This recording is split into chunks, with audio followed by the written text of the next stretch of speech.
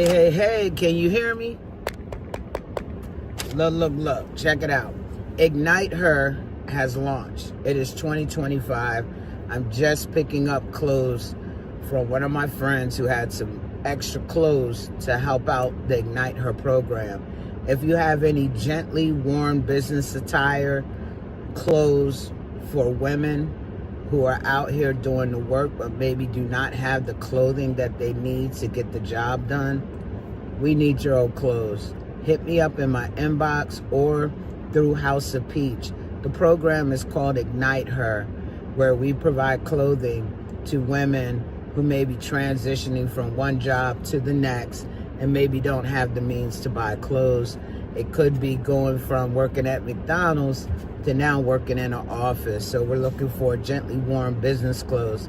Make sure y'all hit us up, all right? Please hit us up. We need those clothes. And check right below there. If you're not in the state of Delaware, you can mail them to us. Or if you're in Delaware, we'll pick them up. Y'all have a great evening.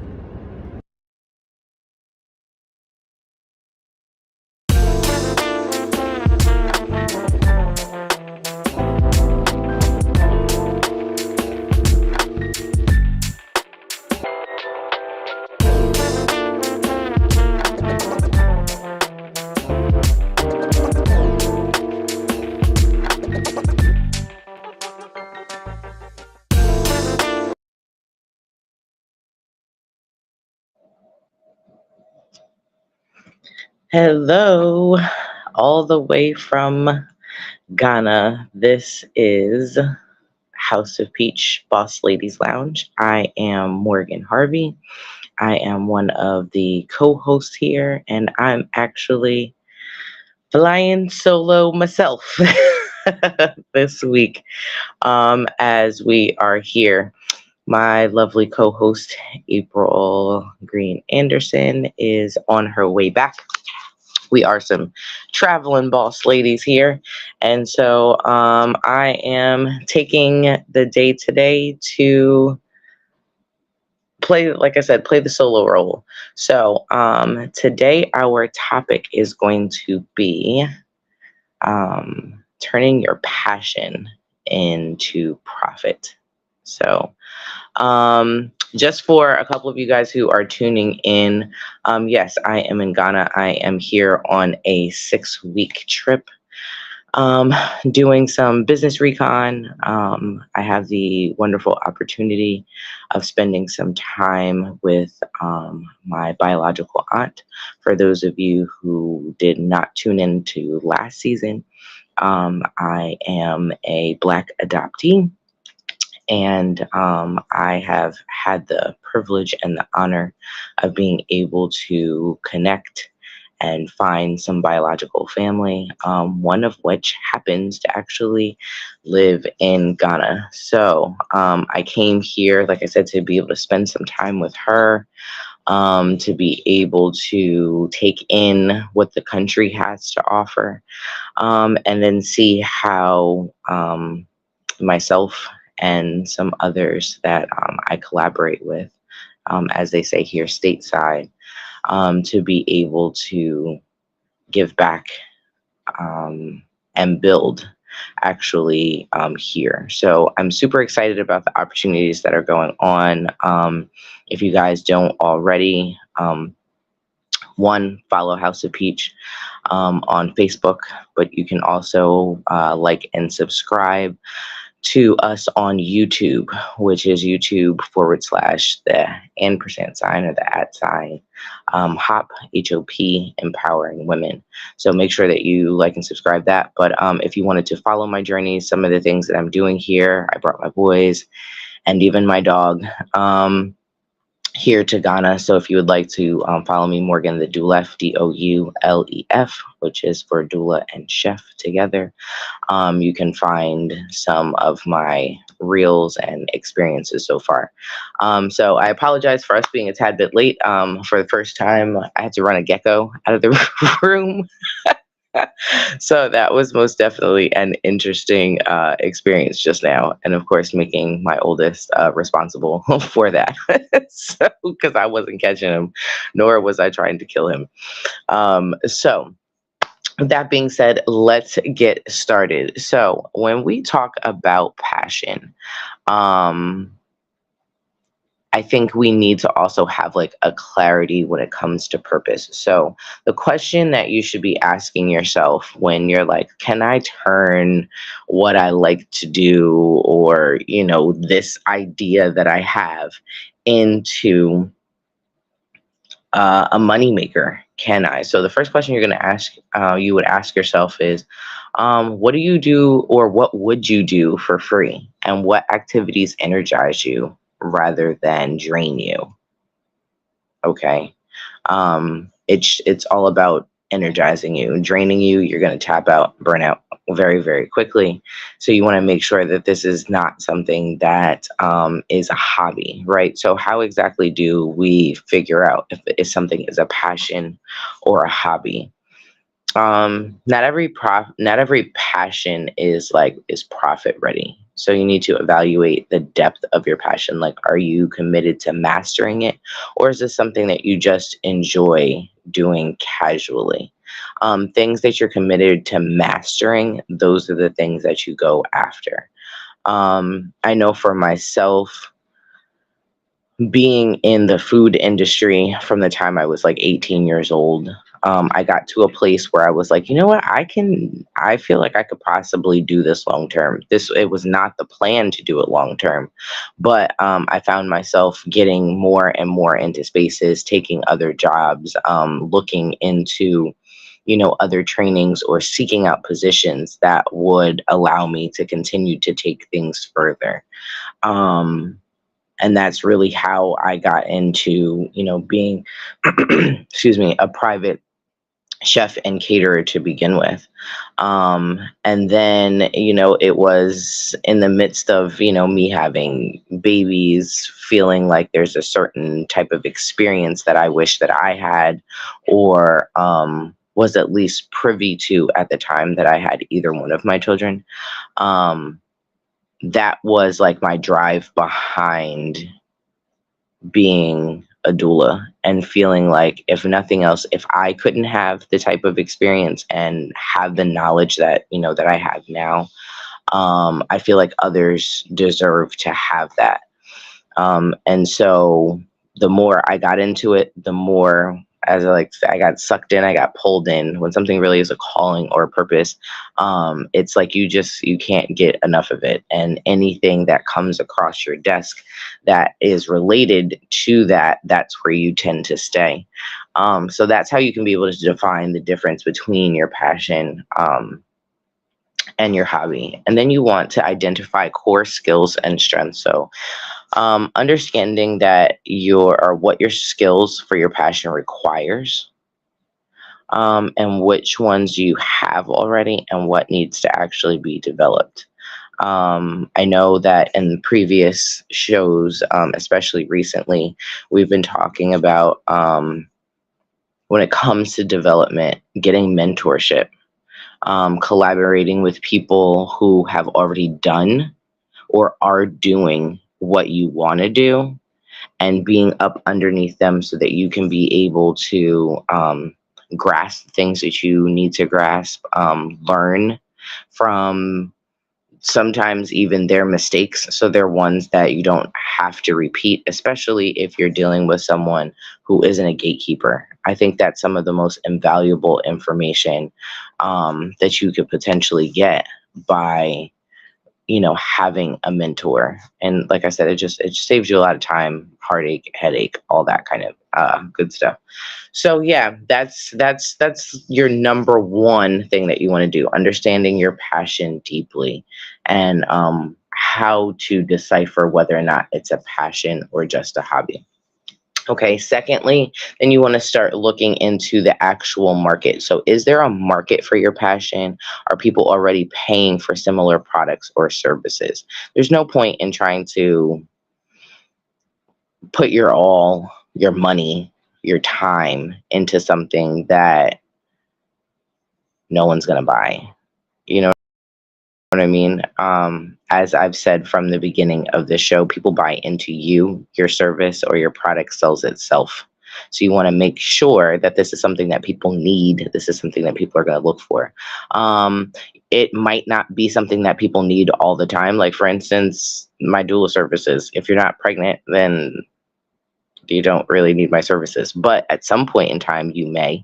And if you're somebody who is done with childbearing, that also doesn't mean that you can't benefit from the services, because my services end up just ballooning and expanding a little bit more. So although you might have something that's direct, there might be other umbrellas and things that go underneath what you're doing that will also bring in that income when other people aren't needing specifically what it is that 100% what it is that you are offering. So if somebody doesn't want doula services, but because they're like, I'm done having kids, but they are interested in homeschooling, they are interested in working on their core, because now they're postpartum, and they feel like they need to strengthen their core, this, that, and the third. Like, those are things that you can be able to pull from or add to your services in order to be able to, like I said, grasp people at more time. Who is your target audience? I think this is a big question. Like, who benefits from your passion, and what problems are you solving with your actual product or services? I think that knowing what or who your target audience is allows you to stay focused on being able to have that plan, that pretty much what it is that you need in order to sell what you're trying to sell to somebody.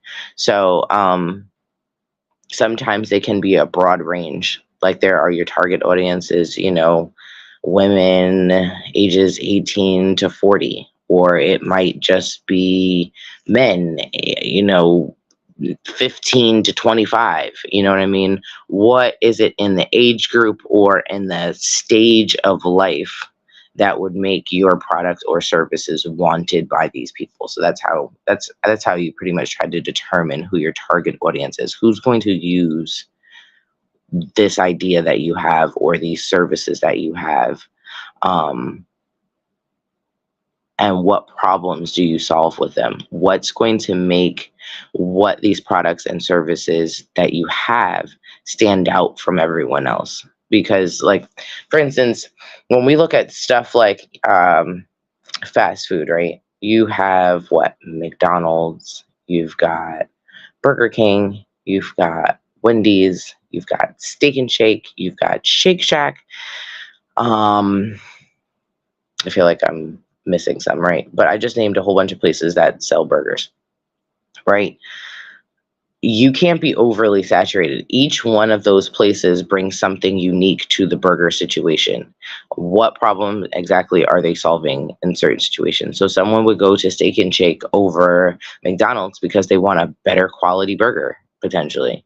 They might not like the fries, and the fries is different. It might come down to service. You know what I mean? People go to Chick-fil-A just because of the service. Like, it really don't even have to do with the fact that they just sell chicken sandwiches and waffle fries. You know what I mean? So, which then goes into the third part of this market validation, when you're taking a look at, like I said, where exactly is there a market? Is there a space for what it is that you want to do? Now that you've identified what the passion is, now it's okay, is there an actual need? So like I said, first you're going to do your research demand. Then secondly, you're going to try to figure out exactly who your target audience is. And then we're going to do competitive analysis. So who else is doing what I do? And what's missing from their offerings that you could be able to provide. So a lot of research actually goes into this from the beginning, and you want to do this on a very local level as well as on a national or even international level. I know that that's something that I am currently doing here, trying to see exactly how doula services would fit in to the local community. How would they be received? Is there anybody else that's here that's doing it? If they are doing it, how are they doing it? What potentially could be missing? What kind of information is missing? Or not even missing, but what would make what they're doing more comprehensive. And then that's how I know what I should be trying to then hone in on here.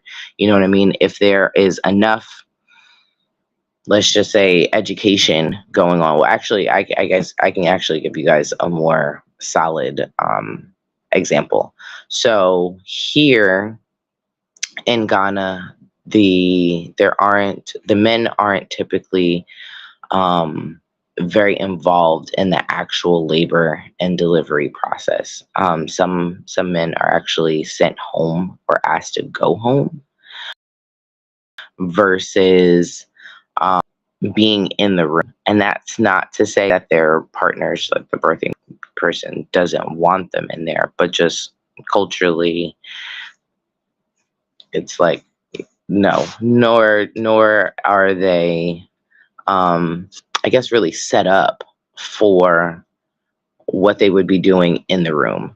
So for me, hearing that women would like their partners in, they would like them to be more involved, they would like them to have a little bit more information and understanding on the process and what's going on.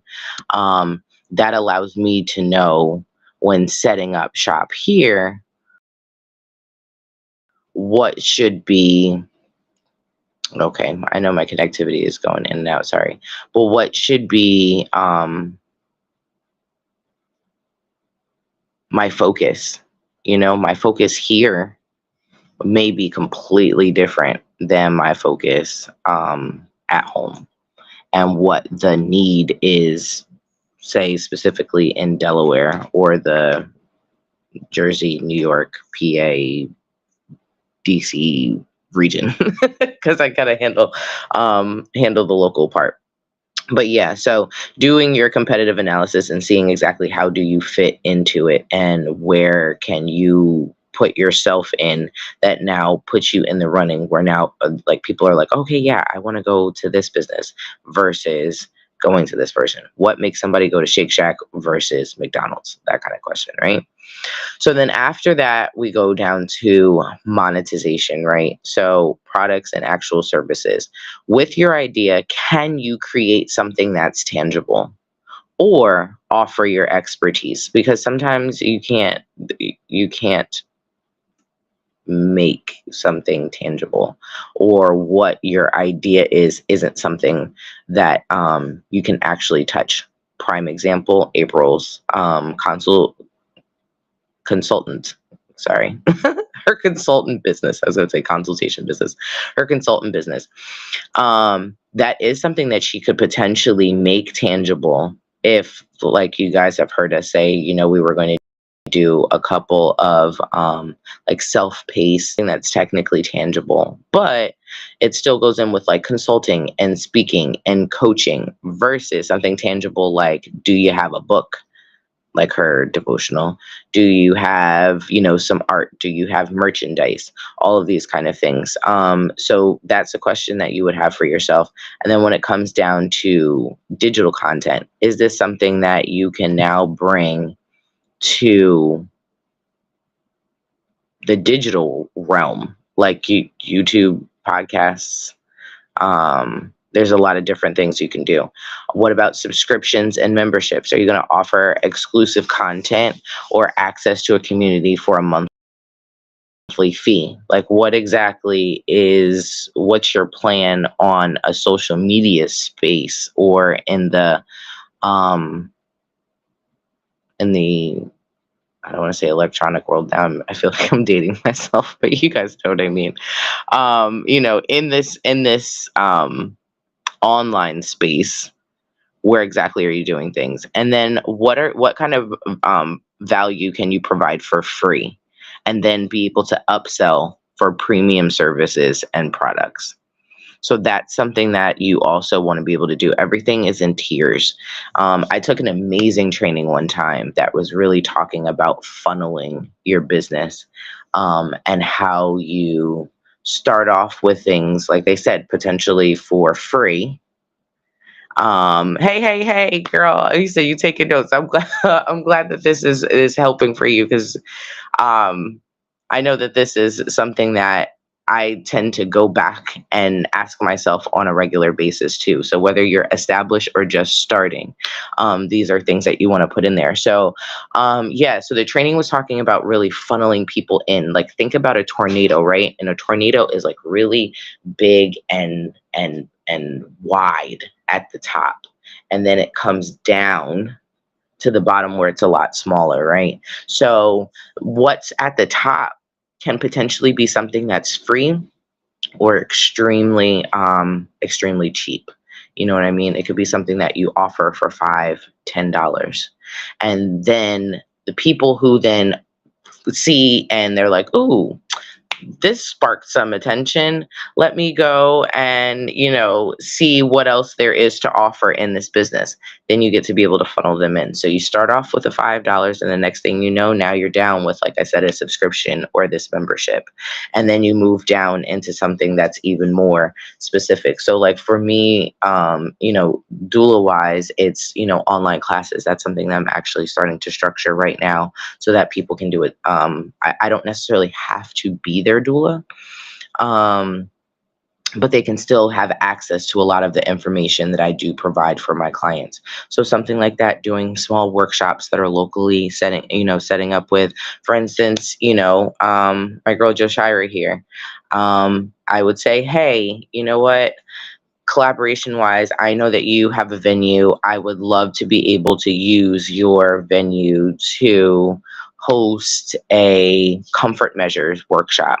I might decide that, I want to just charge like $10 at the door. The $10 at the door will, cover the expenses for, using Joshira's shop, and then any, small things that we may need in the actual workshop.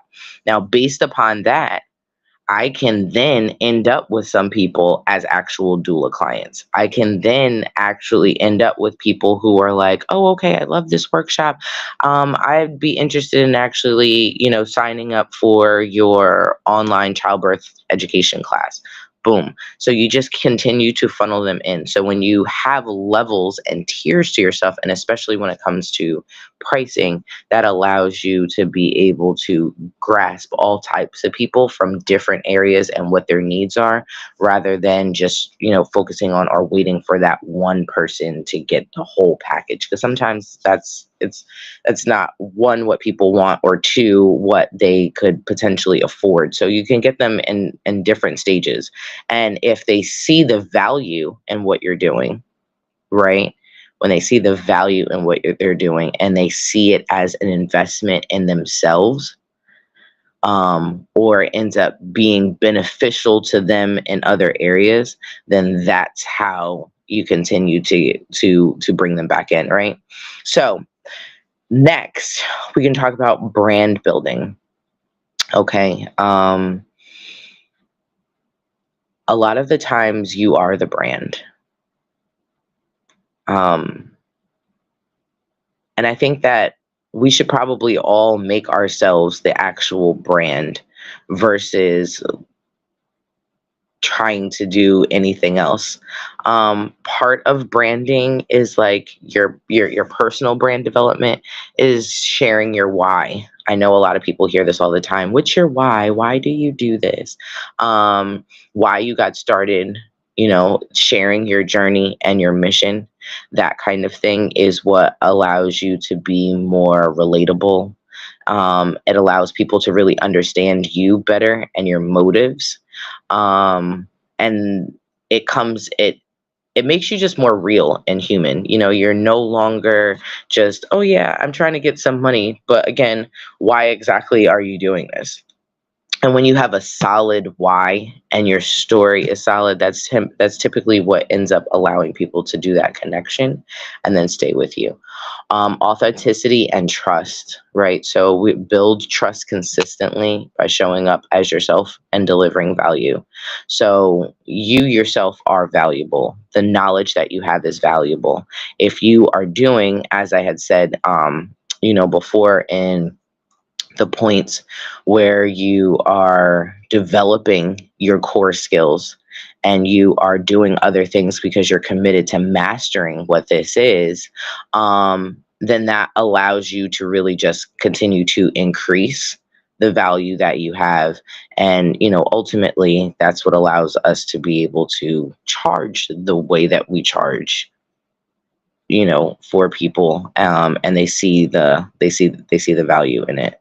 And then what does your online presence look like? I know it's crazy in this world of technology. It's like everything's got to be online. I, know some people who are just like, listen, social media is not for me. That's not how I handle things. Okay, that's great. Word of mouth is always good. Being that one-on-one, I'm very much a one-on-one type person, but at the same time, I also do see the value in social media presence, whether it be websites, email lists. Think about it with like Shein, like, they don't necessarily have commercials, so to speak. But when you go to the website first, one time they ask you a couple of different things. There might even be an incentive to get someone on the email list. And then they have no problem sending you 2 to 3 to 4 emails a day, just saying, hey, I'm here. And when you continuously are showing someone that your presence, you're showing someone what it is that you're doing, you're keeping yourself in front of people, then when the need actually comes up, then it's like, oh, I know exactly who I can go to for this, or I know who's doing this. And because they already identify with your authenticity, they trust who you are. And then because you've shown them exactly what your motives are, why you're doing these things, it just allows you to build your brand a lot faster, as well as deeper. And I think at this point in time, we don't have time for like very surface level businesses and surface level connections. Those are the things that tend to go by the wayside. They aren't ones that go for the longevity. Being a business owner, April and I have said multiple times, it's not for the faint of heart. If you can get yourself to year 7, you're actually doing something, because most people don't make it out of the first 3 to 5 years. So once you've hit that hurdle, which I know I'm about to hit that 7-year plateau, and it's finally feeling like all of the work that I've been doing is starting to pay off. I don't have to work as hard for client acquisition anymore than I did when I was starting out, because I've, been putting in the work. I've been doing more trainings. I've been adding more value to my services, and then people are responding to the level of service that they're getting from me. And so then that's when they turn around and then they do some of the work for me by getting me other clients. That's through referrals and everything else. And for me, I found out that having a referral program actually ends up being more beneficial for me as well. So if you're going to if you're someone who likes to give discounts, if you're someone who's like, I like to charge, but I also don't want to be the person who's like, constantly hitting those things. I referral programs are I know, like, if any of my doula sisters refer their clients to me for placenta services, for instance, they automatically get a 10% discount. It works for me because I didn't have to actually do the work for the client acquisition. It works for them because now that's some money that's off of their bill at the end of the day. So it ends up being a win-win situation. And as long as I uphold my end of the bargain by providing a good service, then they keep coming back. Then those people turn around and refer some more people. And then boom, like, you're sitting here with, again, another problem where it's like, oh my gosh, now I have so much business, I don't know what I'm supposed to do with that either. You know what I mean? So Next, our point five. I think I want to say there's like 7 points that I had all together. So mindset and motivation. So you have to shift from a passion project to a business. And I think that this is where a lot of people um, get tripped up or discouraged, especially when other people have opinions about what they're doing. They're like, oh, it seems like you're doing a lot of, a lot of different things, or do you know exactly what it is that you're doing? Or it seems like you're floundering around, all of that kind of stuff. And so you have to treat your passion and what you're trying to turn into an actual profit, just like it was a job. And you have to give it the same respect as you would for a 9 to 5 that you would have. Hey, hello, Avani, how are you? So structure is key. Timelines are key. Goals are key. And you have to set those the same as you would that if, you were at a job and someone gave you, a responsibility that you would go through and try to put everything into place, trying to, organize so that you can be able to execute things as much as possible. That's where you want to go with this. So if you can't sit down and put the organization behind it, things are going to start to fail. Things are going to start to pile up. And unfortunately, until you really get things running where you can afford to hire someone to do this, it falls on you. So, like I said, being able to give what you're doing as your passion, the same respect you would as if you were to be working for someone else, is key. I'm well. I can't complain. I cannot complain. So then we've got the lovely imposter syndrome. We all at some point in time get to the point where we wonder, am I good enough? Am I qualified enough? What puts me in a place that, I would do this? So, I believe that you have to believe that you deserve to be paid for your skills and that people will value your unique perspective or what you're bringing to the table. If you don't believe that for yourself, then people, just the same as we say, you can't love somebody if you don't love yourself first. It's one of those things. If you don't believe in yourself first and believe that what you've got and the value that you're providing is unique and valuable, then no one else is going to see that worth either. Then you've got long-term commitment. Profit doesn't usually come instantly. So are you ready to play the long game? And I know, I want to say maybe when we first started back with this season, but definitely last season, I always use one of my best friends as an example when I first was starting getting more and more serious about my catering business. And at the same time, when I got serious about the catering is when the doula services started. And one day we were talking and he was just like, hey, I got a question for you. He's like, what's your plan B? And I was like, I don't have one. And he goes, okay, so now you know that you're in it to win it. If you don't have a plan B, if it's like, no, if this doesn't work out, I'm going to just have to go back to the drawing board, put everything back on the table, readjust some things, reevaluate some things, rebrand some things, rethink some things, take this out, put this in, leave that, shorten this, whatever kind of makeover that you need to do, because this is it. I don't see myself doing anything else. And I know that this is what I'm supposed to be doing. That's what you want to say. Do you really have the wherewithal to take this for the long haul? Would you be still sitting here 7 years later if it still took you some time? Because the reality is it doesn't happen overnight. It doesn't matter how many people you know. I know a lot of people, but at the same time, all these people ain't knocking on your door. The people that you want knocking on your door, the people that you're expecting to potentially, be pouring into your business or, patronizing your business, buying your products, all of these things. Trust me, the folks that you know are not always the people that put the money in your pocket.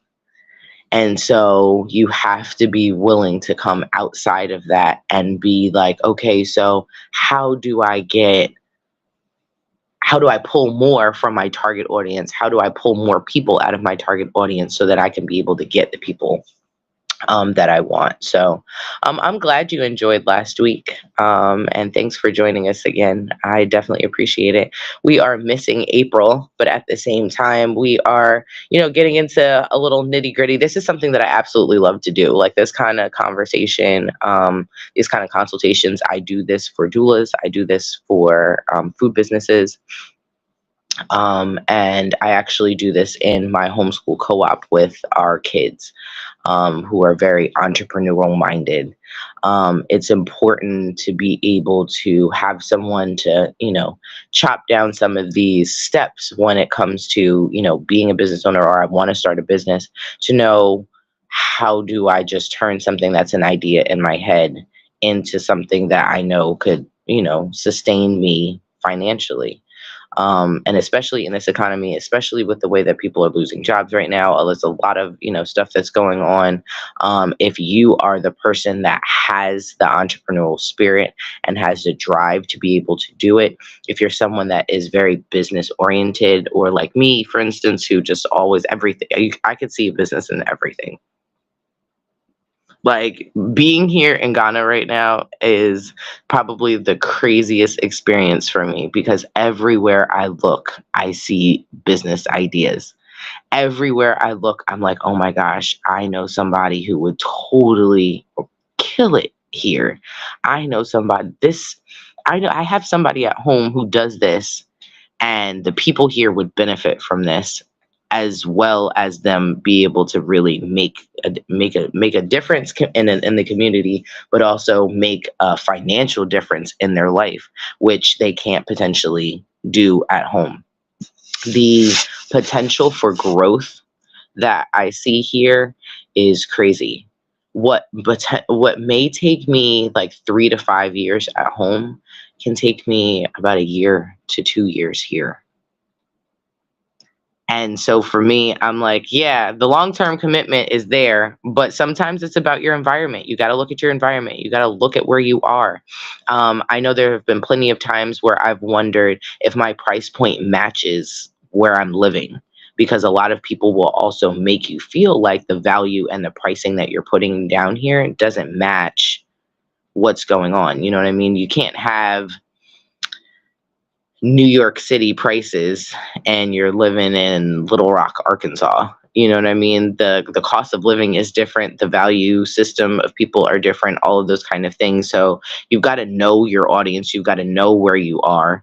And if you are someone who's like, no, I'm high end, I know that, the value that I have and what I plan on pricing my services or my products for is, for the lifestyles of the rich and famous, then you're not going to be sitting in West Virginia somewhere, right? You might position yourself in New York. You might position yourself in Miami. You might position yourself in LA, versus being in some small town somewhere, and expecting that same one value and two price point, right? So yeah, that's again my mindset and motivation. You want to go from this being just a project and your passion to now actually being a business and shifting it over in doing that mindset. Even when it comes down to like inventory, I'm sure my family can't stand it, but like there's certain things that when I'm out and I'm shopping, I might even be out doing household shopping, but I see something that is of value and worth for my catering business, or even the doula business, for instance. I'm like, okay, how do I go and get that? And then I bring it home and I'm like, guys, you can't touch this, because this is inventory. Like, this is money. You know what I mean? I also started off, selling paparazzi. Every single time the kids are downstairs, I was like, watch out for the jewelry, okay? Like, that's money that y'all are throwing away if you want to bounce a ball and accidentally hit something. You know what I mean? Like, that kind of stuff. So start looking at what you're doing and finding out how it fits in everything that you do. make that like your focal point. And then, like I said, overcoming imposter syndrome. And that just has to really do with, like we were talking about, your value. And do you value yourself? If you don't value yourself, other people are not going to.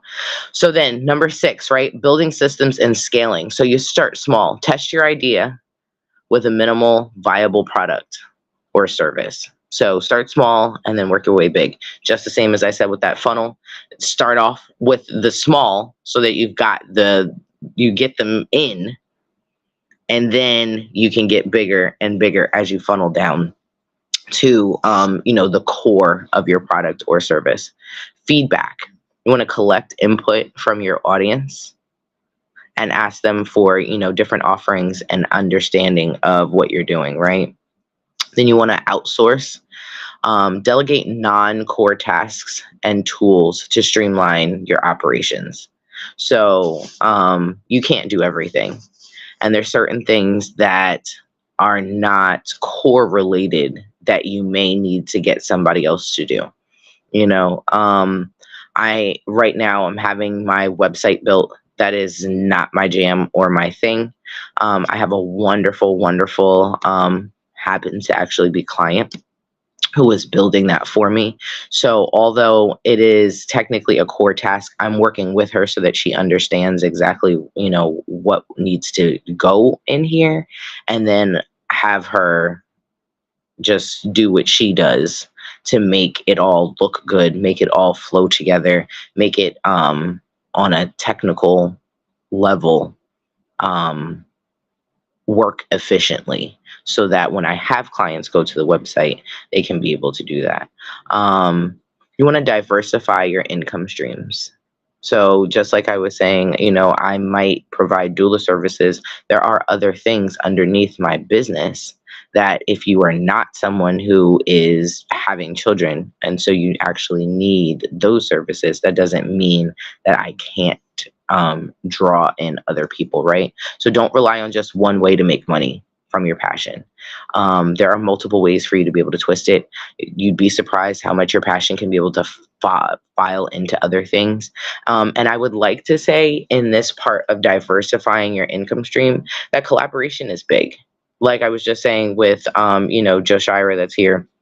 She has a couple of different coals in the fire. And so for me, I'm like, you know what? If I link up with her, we're both helping each other with clients that we would potentially not necessarily have if we didn't do a collaboration, right? And then on top of that, we are opening ourselves up to other ways of making money rather than just one standard way. So 7, legal and financial foundation. So choose your right entity, whether you want to do an LLC, sole proprietorship, S Corp, however you want to be able to do that. A lot of that stuff ends up being free, at least getting your EIN, your LLC, depending on the state that you're in. And a lot of them, you don't have to live in the state that you open up your business in. So do some research on what's the best states to be able to open up your business and start structuring your business. Delaware is actually one of the best states to do that. Pricing strategies, price based on your value, not just your time and your cost. I think that's where a lot of us in the beginning falter. We put stuff based on, we're like, oh, I'm just trying to get paid for my time. Or like I said, you want to just make sure that you get your money back for what you put out. Like there's so much more than that. If we were to call and try to get, Oprah to be on this, because of Oprah's value, that's how she gets to set her price, right? And we know that the value or the price to get Oprah is completely different than the price that we would pay to get me, right? Eventually I may end up in this space, or not I will end up in this space where I can be able to charge Oprah prices for me to show up and come and talk to people. But with the amount of expertise and time that she has put into what she does, that is what increases her value. right? So the more that I put in, the more that I commit, the more that I learn, and put myself into where I am, that's how I can be able to, increase my value. And then accountant basics. So tracking income, expenses, saving for taxes. As I said, especially as like a sole proprietorship, um, you want to at least put 51% into a personal account as far as paying yourself, because you should always be paying yourself. And then the 49% ends up going into your business account that is used for business purposes, but then also so that you have a stash when you do have to pay your taxes that you're pulling from. It's not like, oh, shoot, I done spent all the money and now I still have to go find some money to go and pay these taxes. Okay, I lied. There's 8 points. So again, like I say, you want to be able to plan wisely, and you need to have a business account. You cannot run a successful business, and nor can you run a business period with just out of your personal account. So you need to have 2 accounts. So then lastly, staying aligned with your passion. You have to avoid burnout. Don't lose the joy or have people make you hate the very thing that you love. So don't lose the joy of your passion in pursuit of profit. And I've seen that a lot, where the money is the thing that drives you first and foremost, or because you're so fixated on trying to make sure that the income that is coming from it is what the main focal point is. I promise you it comes. Create boundaries and routines that sustain you. I know that this is something that's hard for me because sometimes I feel like I work 7 days out of the week. I work when I probably could be doing other things, but for me right now, I know that I have a goal. And my short-term goal is something that's requiring me to literally put all of my time into. But at the same time, I have to take some time for myself. I have to take some time for my family. I have to take some time for, my kids. And knowing when that is, knowing what that balance is. I know it's super, super hard, especially for women. Men, I'm not counting you guys out, for our viewers, but it is something that's hard for us to find that balance. And sometimes there's a lot of guilt that comes with that balance, oh, I'm spending all my time working and I'm not spending enough time with my kids, or I'm not spending enough time with my spouse, or I've completely neglected myself and I've just, immersed myself 100% into this business and have lost me. That's a real thing. So again, we want to avoid burnout. Continuous learning. Stay curious and committed to the growth in your field. That's the only thing that's going to allow you to continue to add value, or add to your value. And then purpose-driven business, revisiting your why often to ensure that you're building something that reflects your values. Because a lot of the times too, you can be surrounded by people who then come up with all these other ideas. Oh, I think you would be great to do this. Oh, I think you'd be great to do this. And then you have to go back and you go, wait a minute, is this even what I wanted to do? Is this the original reason why I started doing this in the first place? And if it's not, you know what I mean? Do the rewind and start back again and be like, okay, let me get back to what my mission statement is, my original reason for why I'm here, my original purpose. What was the thing that was going to have me stand out from everyone else, at that time? All right. So I will kind of go over them real quick again. So you want to make sure that you understand your passion deeply and clarifying the difference between your passion and your hobby. You want to take a look at your marketing, and, research the demand, look for your target audience and who exactly is your competition and what's missing in their offerings that you could potentially provide. Right now, we're talking about monetization models, products versus services, digital content, subscriptions, and memberships, or like the free model where you start out with things that are free or very, very small, and then you upsell premium service and or products from there, right? Then we've got brand building, knowing how to personally brand yourself, your why, building that authenticity and trust, amongst your people, and that's what helps deliver your value. And then having that online presence, whatever that means, social media, emails, websites, all that kind of stuff, making sure that people know, hey, I'm here and this is what I have to offer. Then making sure that your mindset and your motivation is right, that this is not no longer just, oh, a little construction project, a pet thing, oh, my little thing I do on the side. No, this is an actual business. Overcoming that imposter syndrome, knowing your value and your worth first and foremost, so then that shines through when you show up as far as your products and services are concerned, and then having that long-term commitment. Number 6 being building your systems and scaling. So starting off small, getting some feedback, outsourcing certain things to other people that are not necessarily core tasks, and then diversifying your income streams so that it's not, your income isn't just based upon one thing, but multiple things. Sometimes they can be related, sometimes they're not.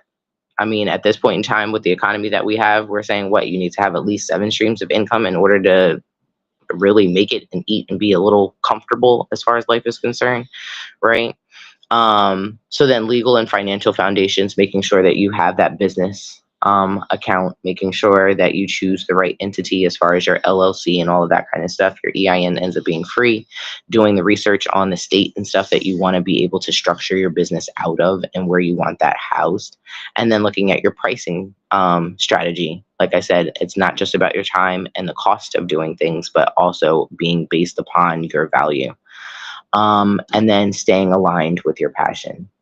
Again, avoiding burnout, continuously learning, and then revisiting your why to make sure that you can ensure that you're building something that reflects the values that you put together. So that's what I have put together for today. I hope that this helped some people. I know that this is, like I said, something that I go back and I'm constantly doing. These are the questions that I ask because I am a business-oriented person. Like I said, everything that comes across my face, my window of view, it's, could this potentially be a business? Can this potentially be another stream of income? Is this something that could be able to, that I can put in? Is this a collaboration? Like for me, a lot of it ends up being collaboration. I've gotten to a place where I don't want to do it all anymore. I don't want to be the person who does 9 million things. No, but I will align myself with real business owners and real people who are about business, very business minded, and say, hey, let's do a collaboration. Because I know, one, my value, and I also know the brand and the reputation that I've been building over the last 6-7 years. And the same thing goes for these other people. And so when we work in tandem, everybody ends up winning in the end. So again, I hope that this helped everybody. I miss you, April. I hope you have a very, very safe trip home. I apologize. I'm gonna check my Facebook and make sure I'm not missing anybody, because sometimes I tend to do that. But like I said, making sure I didn't miss anybody and any questions or comments or anything. But I appreciate those who have chimed in, those who came and said hello. Avani, thanks again for coming. I'm glad that, like I said, you enjoyed our podcast last week. Hopefully we should be able to get in with our lovely new host, Kivis. And yes, I hope you guys have a great, great night. We are close to the end. Don't forget to like, share, and subscribe. House of Peach, the Boss Ladies Lounge. That is on YouTube. It's on April's page. It's on my page. It's on House of Peach, all on Facebook. We'll probably end up being on a couple of other platforms as well. But and of course on YouTube. Sorry, connectivity issue again. YouTube, which is what? youtube.com/the @ H.O.P for House of Peach. Empowering women all with no spaces in between. All right. So with all of that, I bid you guys a great night. It is after. So I am going to. Oh, I'm reconnecting again. Going to get myself, I guess, maybe prepared for bed. I've done some. I went to the market today.